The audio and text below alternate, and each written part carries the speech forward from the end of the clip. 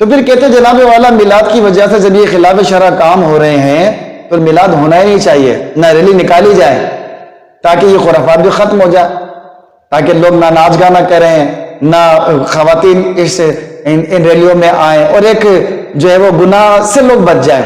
یہ بات تو بڑی صحیح ہے آپ کی، تو واقعی میلاد ختم کر دینا چاہیے، ریلیں نکلنی نہیں چاہیے کہ لوگ ڈھول لے کر نکل جاتے ہیں، لوگ عورتوں کو لے کر نکل جاتے ہیں، لوگ خلاف شرع معاملات کر رہے ہوتے ہیں، رزق کی بے حرمتی ہو رہی ہوتی ہے، سارے معاملات ہیں۔ بات تو ٹھیک ہے بھائی میلاد کو ختم کر دے، چل ابھی ختم کر دیتے ہیں۔ تو پھر میں آپ سے پوچھتا ہوں کہ نکاح کے بارے میں کیا خیال ہے؟ النکاح من سنتی، میرے آقا نے فرمایا کہ نکاح میری سنت ہے، نکاح دین میں سے۔ نکاح میں کتنے خرافات ہوتے ہیں آپ جانتے ہیں، تو اس کا کوئی اندازہ ہی نہیں ہے۔ بات چیت رشتے کی شروع ہونے سے لے کر اس کے اختتام تک کتنے حرام کام ہوتے ہیں، وہ آپ بھی جانتے ہیں، میں بھی جانتا ہوں۔ تو اب کیا کہہ رہے ہیں، نکاح ختم کر دے؟ ختم کر دینا چاہیے نا، اگر یہی اصول آپ کا ہے کہ چونکہ میلاد کی وجہ سے لوگ خرافات میں پڑ رہے ہیں تو میلاد کو ختم کر دینا چاہیے۔ تو اب چونکہ نکاح کی وجہ سے لوگ خرافات میں پڑ رہے تو نکاح کو ختم کر دیا جائے۔ نہ نکاح کریں گے، نہ نکاح کی محفل منعقد ہوگی، نہ نکاح کے معاملات طے ہوں گے، نہ یہ خرافات جو ہے وہ پیدا ہوں گے، بلکہ ہر سال یہ نکاح کے جو معاملات ہیں جدت آ رہی ہے، یعنی حرام افعال جو پیدا ہو رہے ہیں وہ نکاح کے اندر آئے دن بڑھتے چلے جا رہے ہیں، تو نکاح ختم کر دینا چاہیے نا۔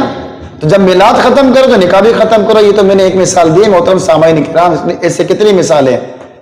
تو یاد رکھیے اگر پیر پر زخم ہو جائے، ہاتھ میں زخم ہو جائے تو ہاتھ پیر نہیں کاٹے جاتے، ورنہ سارے لول لنگڑے گھوم رہے ہوتے ہیں۔ ناک پر اگر زخم ہو جائے، دانا ہو جائے تو ناک نہیں کاٹی جاتی، ورنہ سارے نکٹے گھوم رہے ہوتے ہیں۔ اور بھائی مرض کا علاج ہوگا، زخم کا علاج ہوگا، ٹانگے اور ہاتھ پر نہیں کاٹے جاتے ہیں۔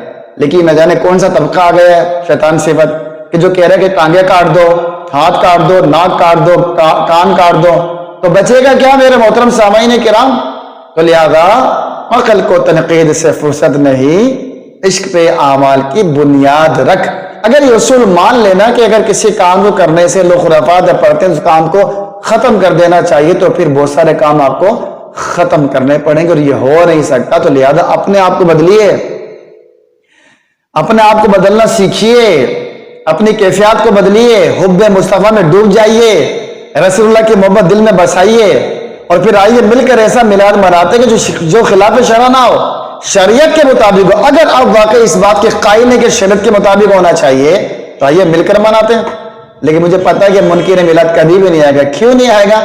اس لیے نہیں آئے گا کہ وہ قلبی طور پر اس کے لیے تیار نہیں ہے، وہ اس کو معاذ اللہ جو میلاد مناتا ہے اس کو جہنمی مانتا ہے، اور یہ شیطان کی صفت ہے۔